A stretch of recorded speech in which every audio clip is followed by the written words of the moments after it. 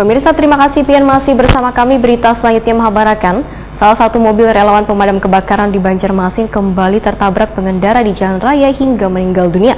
Kada hanya merenggut nyawa, namun ada sejumlah warga yang mengalami luka parah hingga lecet-lecet. Musibah ini terjadi waya sejumlah relawan BPK Banjarmasin melakukan tugas memadamkan api di kawasan Kabupaten Banjar. Salah satu mobil relawan pemadam kebakaran di Banjarmasin kembali terulang tertabrak pengendara di jalan raya hingga meninggal dunia. Kada hanya merenggut nyawa, namun ada sejumlah warga yang mengalami luka parah hingga lecet-lecet. Musibah ini terjadi waya sejumlah relawan BPK Banjarmasin melakukan tugas kemanusiaan memadamkan api di kawasan Kabupaten Banjar. Sejumlah armada pemadam kebakaran melintasi kawasan Jalan Lingkar Dalam Selatan pada Kamarian Senin 16 Mei 2022. Terlihat dalam tayangan video berdurasi 27 detik yang beredar di media sosial, dua armada saling kejar-kejaran hingga mengambil arus jalan melawan arah yang mengakibatkan menabrak pengendara di jalur tersebut.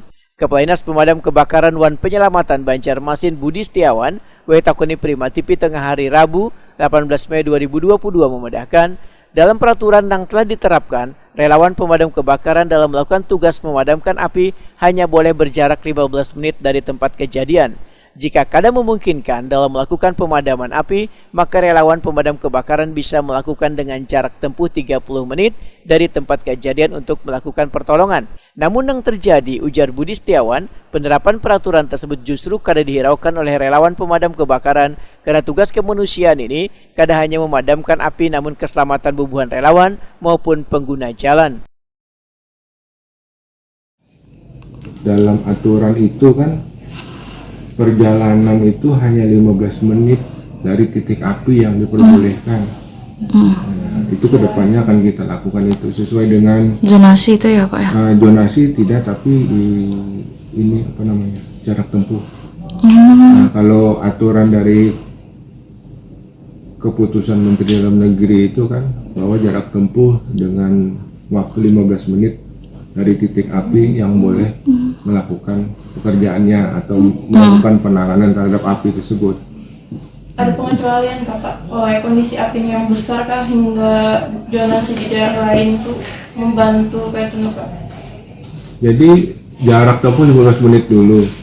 Seandainya tidak tertangani, otomatis berjarak 30 menit lagi akan bantu. Seperti itu. Supaya tidak menumpuk, ya kan? Melakukan pembinaan sebagai operator kan. Dinas kita memiliki fungsi pembinaan pelayanan terhadap masyarakat.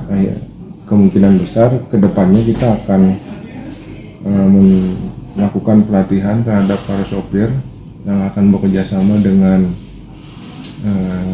kepolisian tentang safety riding, bagaimana cara berkendara yang baik di jalan umum. Gitu. Budi Setiawan menambahkan, ke depan ribuan relawan ini akan diberikan pelatihan bekerjasama dengan kepolisian untuk penerapan safety riding.